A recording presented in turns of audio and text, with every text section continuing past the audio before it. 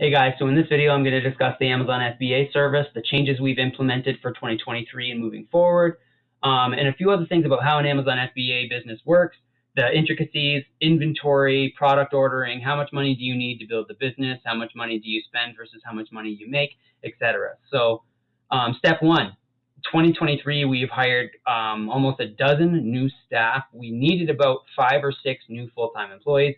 I had decided to hire double that because we want to be able to scale our client stores even more rapidly than we have before. We also have more of the employees being allocated to logistical things like handling inventory, reconciliations, supplier follow-up, and things like that. So moving forward into 2023 and beyond, we have a huge, massive goal to scale client stores massively over time, but that number one factor is going to be dependent on available working capital of the client. So how much working capital do you need versus how much revenue can you anticipate generating? So normally with Amazon, after that, let's say it's been a year, so you've given the business 1 year to be built, how much revenue can you anticipate generating versus how much working capital you have? So if you have, let's say, $40,000 in working cap to use specifically for inventory, aka growing the business, with 40K, normally you're going to be able to expect anywhere from $15,000 to maybe $22,000 in monthly revenue. Now, that's not with the snap of your fingers, right? That has to be through setting up supplier agreements, shortlisting all the good products from those suppliers, and then placing orders for those products, sending them into your store, and over time, once the business is built, how much revenue you can anticipate generating versus how much working capital you have is also dependent on a time factor. So how long you've waited and how much time you've allowed to elapse for the business to actually be built. So with us doing it for you, the good thing is when you pay someone for a done-for-you service, well, with the SupremeCommerce done-for-you service, for example, we still charge less than 20K. We're one of the only providers that do that, and one of the only providers that actually has in-house management. So it's not overseas management. I have my own warehouse in Canada. You can even Google the address. It's 45 Dalkeith Drive, Brantford, Ontario, Unit 8. And then we have a partner in the States who has multiple warehouses. And then we have 4 full-time managers, North American-based employees that have salaries plus profit share incentives to help us make all the final decisions and to make sure things are running very smoothly. And then we also have a team of 30 plus now full-time employees that are located in our office, which is an overseas office in Pakistan. And there's over 30 of them. And we have currently right now 35 stores. So about 32 employees plus 4 managers, 32 plus 4 managers.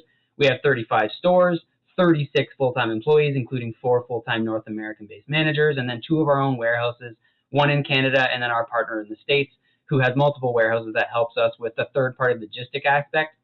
Not every single supplier that you purchase from, like an example of a wholesale supplier, because we're reselling brand name items, the products that we're purchasing from these suppliers are going to be wholesale suppliers, distributors of brand name products like Hamilton Beach, Cuisinart, KitchenAid, Fisher-Price, Now Nutrition, Optimum Nutrition, supplements. So all different types of products, they come from the wholesale suppliers. Distributors are directly from the brand themselves once we reach out to the brands and distributors to see what kind of deals we can get. And then we're sourcing the products from these suppliers and sending it to Amazon.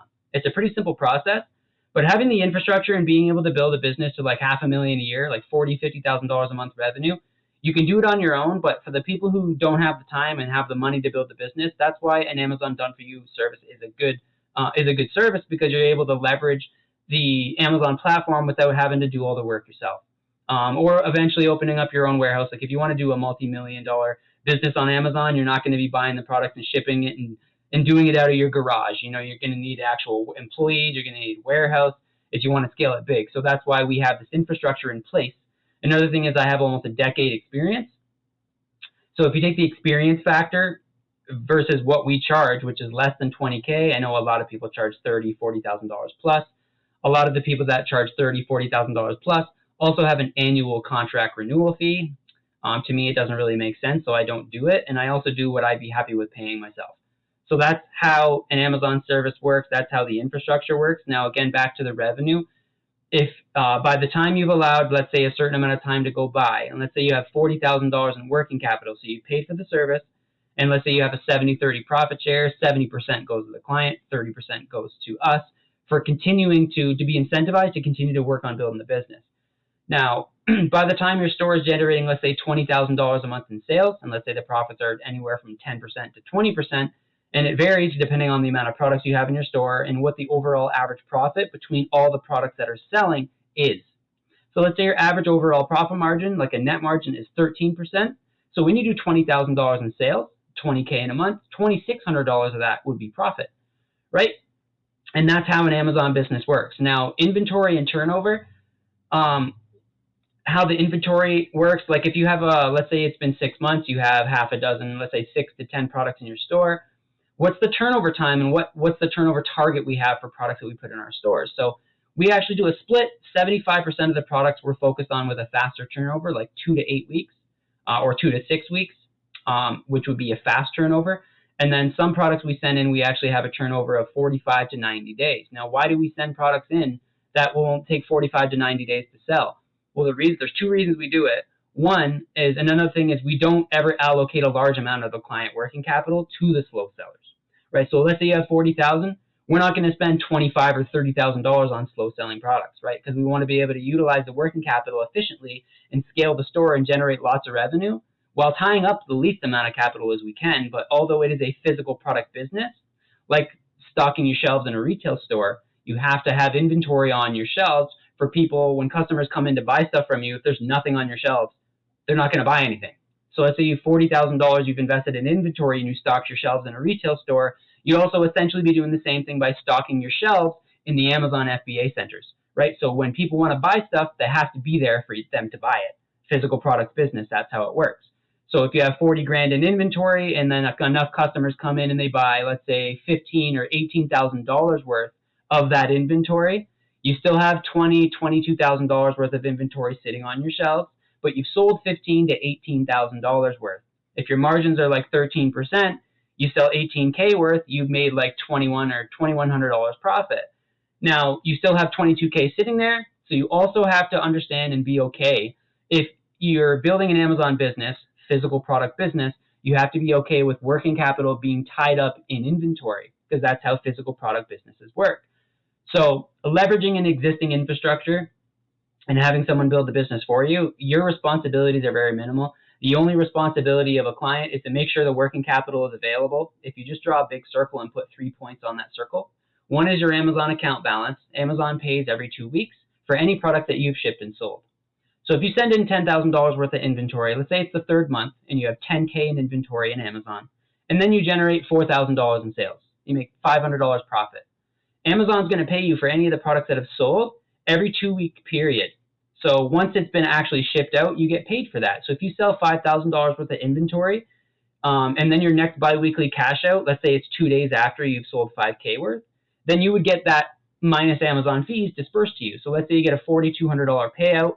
You go, okay, I know I made $500 on this because that's roughly my current margin. You could go and look at your exact margin to determine exactly how much you made.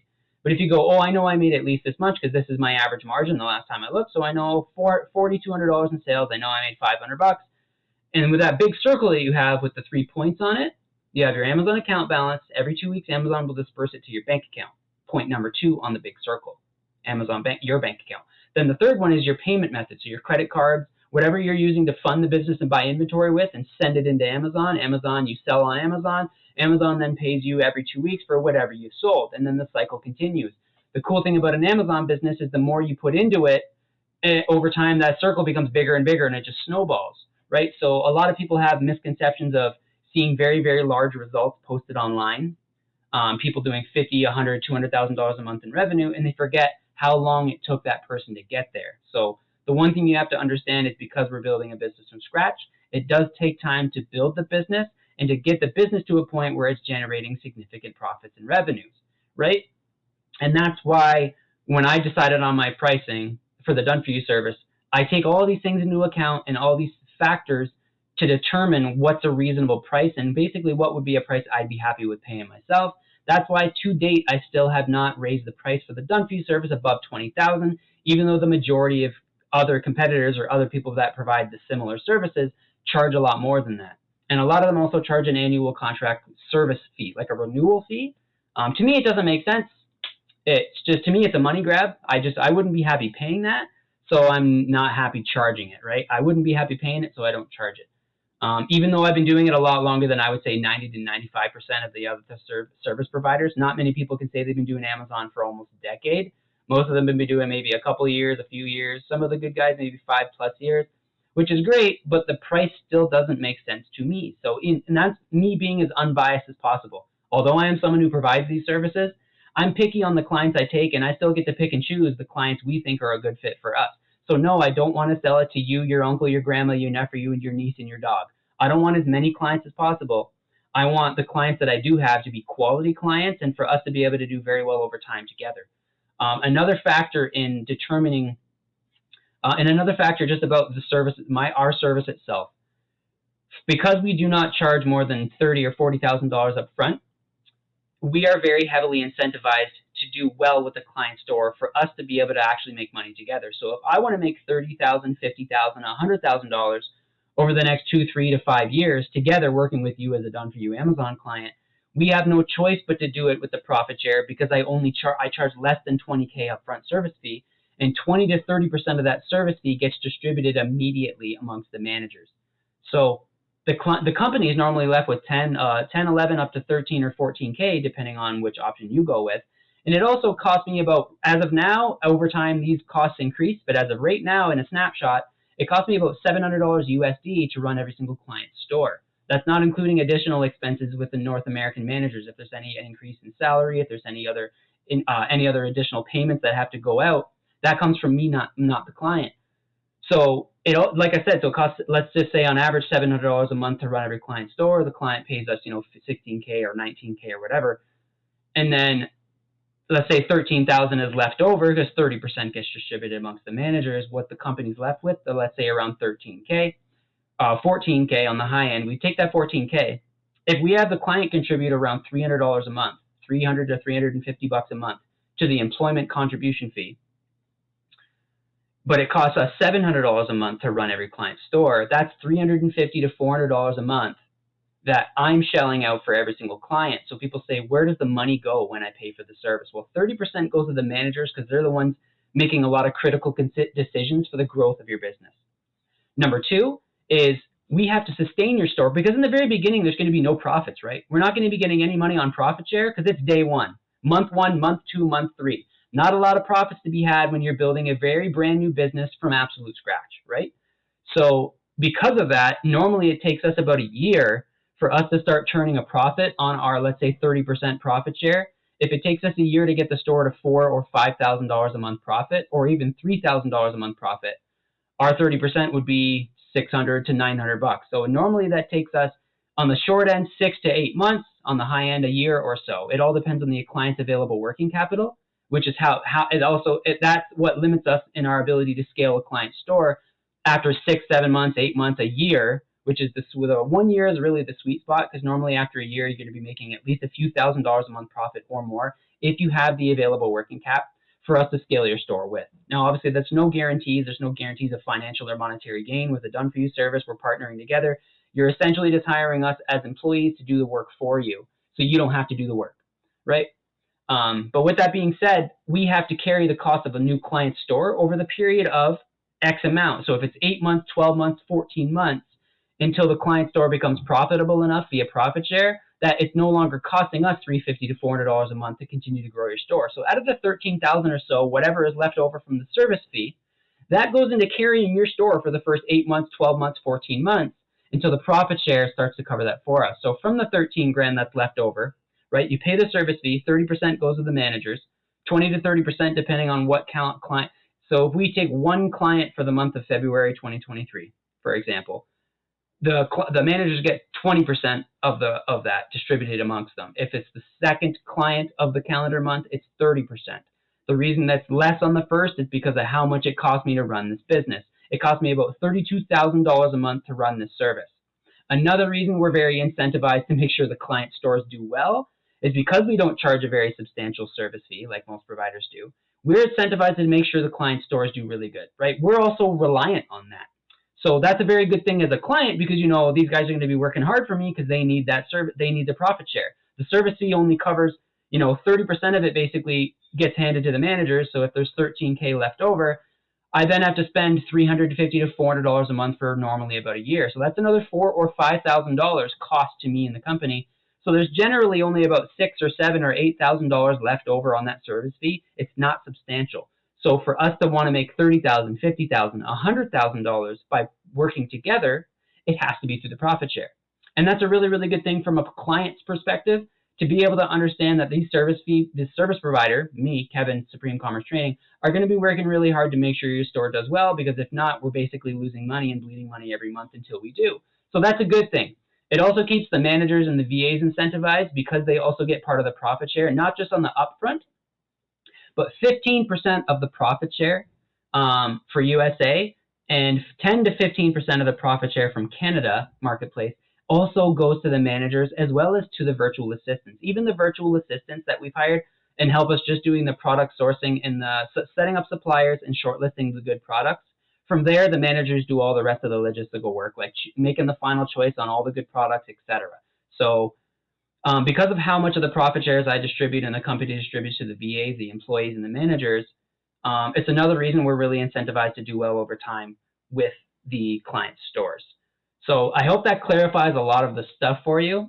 And again, being able to scale an Amazon business, you don't have to understand it. You don't have to, there's not really much you have to do as a client. From the client perspective, you're really only making sure those finance things are available. So you have your working cap, Amazon pays you every 2 weeks for once you start making sales. Money goes to your bank.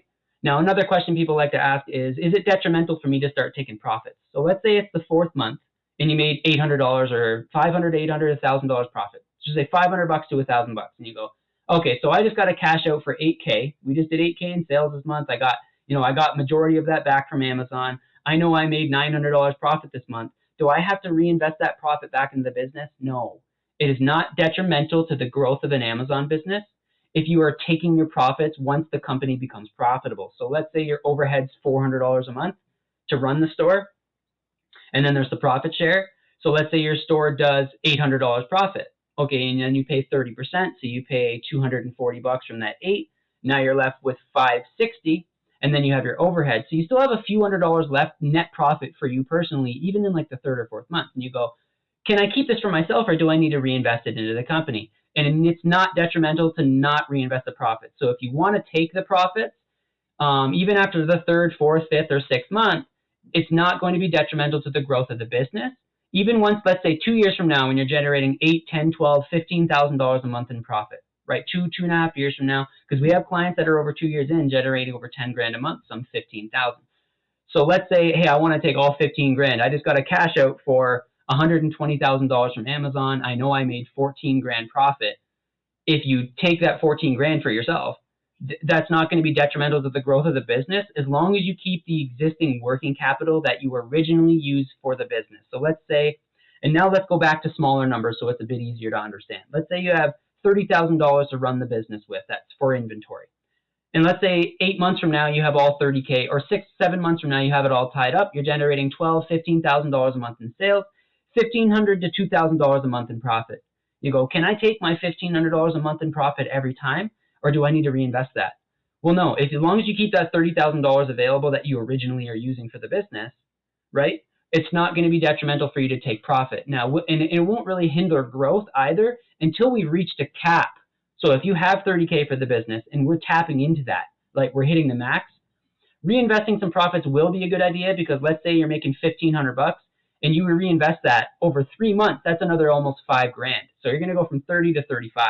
6 months, now you'll have 40 without having to allocate your own additional money to the business. You're going to be able to use profits for it. But normally every 3 to 6 months, no matter what financial institution you use, you're going to be eligible for increases on lines of credit and credit cards, and also the ability to apply for additional lines of credit to add to the business to grow the business. Now, another factor is, one more very important factor is, people say, well, if you use credit cards for the business, what about interest?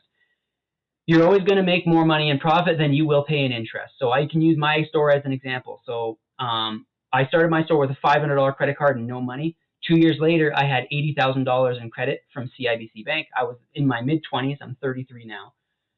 Turning 34 this year. So 9 years ago when I started selling on Amazon, I had no money, just a credit card, no credit history. I didn't have anything for me to go get a lot of credit with. But as soon as I started to use that credit card religiously for Amazon, the banks wanted to throw me so many more increases. They're like, hey, this guy's paying a bit of interest every month and he keeps using the card like crazy, but he also makes frequent payments, right? Amazon pays me every 2 weeks. I'm putting all of it back on the card to use to continue to grow Amazon. So they will increase you like crazy every 6 months or so. You're going to get massive increases. And that's awesome because you're going to utilize that for the business and you don't have to use really any of your own money. Now, yes, you're going to be paying interest. So the number one best option, 0% APR credit cards. There's a lot of them. They can do 12 to 18 months. First 12 to 18 months, no interest. So that's basically free money. After that, it's interest. So let's just say, worst case scenario, you're paying the 20% a year in interest or 1.5% a month. And you have $5,000 tied up in your Amazon store. Amazon pays every 2 weeks, but like I said, you have to be okay with money being tied up in the business because it is a physical product business, like stocking your shelves in a retail store. You always have to have inventory there. And then you're going to be replenishing the good stuff that sells and also buying new products to grow the business bigger. So if you have $5K in the business in the third month and Amazon pays you back $2,000, okay, I know. On $2,000, I made like $200 to $300 at least. And then so you get $2,000 back, but you still have $3,000 negative on your credit card. Well, what's 1.5% that month on interest on your $3K? So maybe it's $35, right? $40. So you made $200 to $300 profit, and you paid $30 in interest. Your profits will always be greater than your interest no matter what, because your profits are a lot more than 1.5%, right? Profits are 10 to 20%. So they're always going to be 5, 10, 15 times greater no matter how much money you have sitting in Amazon. You have $100,000 in inventory and you have a $50,000 owing on your card, right? You got $50K back from Amazon. You did $50K in sales. You put $45K back on your card. Your card's still negative $55,000. Well, on $50,000 in sales, you know you made $5,000 to $8,000 profit. But on $50,000, how much is your credit card interest? Well, maximum is 20% a year, 1.6% roughly per month. So that's going to be 1.6 on your negative 50K. What's that? $700. So you made $7,000, but you paid $700 in interest.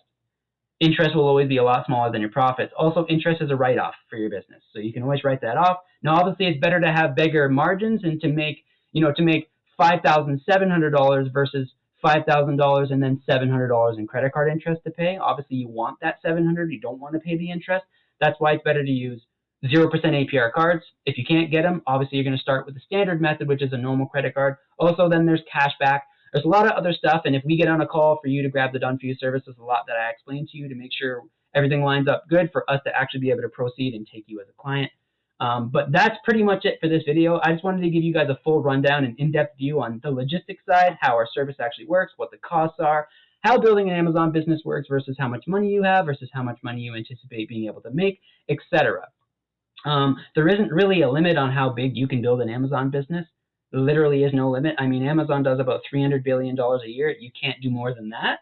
But you can definitely do, 1/1000%, which is a multi-million-dollar business on Amazon. I've done over $10 million selling on Amazon since I started. We have a few clients after their second year have already done over $1 million in revenue. So there isn't really a limit. The main limit is going to be how patient you are and how much time you've allowed to elapse for the business to be built properly and not pressuring people 1, 2, 3 months in. Why am I not rich yet? Why isn't there huge results yet? It takes time to build a business from scratch, even 5, 6 months in. We're not generating thousands and thousands of dollars a month in profit. That's because we're still in the infancy stage, right? 4, 5, 6 months in, you're starting a business from scratch. And most traditional businesses, 80 to 82% of new North American businesses fail in the first year or two. And the ones that do succeed, 18% or so, takes 3 to 5 years for them to finally get into the green. With Amazon, you can get profitable within the first few months, 5 months, 6 months. If it costs you $400 a month to run the business and you make $600 in your 6th month or your 5th month, for example, you've already turned a profit. Now, generally, we're getting clients to at least a few $1,000s a month profit in the first year or so, some more. Again, there is no guarantee. I can't give a guarantee, but based on growing certain amount of stores over the last few years and then using my own store and then having so many students build their stores over the last 7 years that I've been teaching, 2.5 years I've been providing the service, 7 years I've been teaching, 9 years I've been doing it myself. And on average, normally there isn't a reason you cannot scale an Amazon store to $30,000 plus per month revenue or $3,000, $4,000, $5,000 a month in profit within the first year, give or take a few months. And also the number one determining factor to that is how much working capital you have to build the business. So with that being said, That's it for this video. If you have any questions, you can drop them below or just send me a message. Both my email, Facebook Messenger contact, and my business cell phone number will be below. If you have any questions, just hit me up and I'll catch you later. Peace.